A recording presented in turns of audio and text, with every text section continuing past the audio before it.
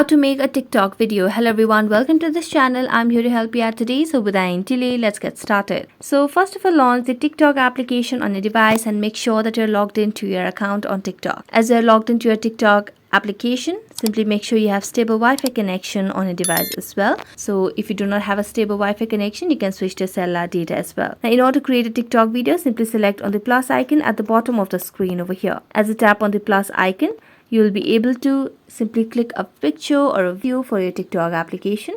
So just tap on the plus icon at the bottom of the screen, and if you want to click a video, what you can do is you can simply tap on the camera, or rather the icon, to click a video.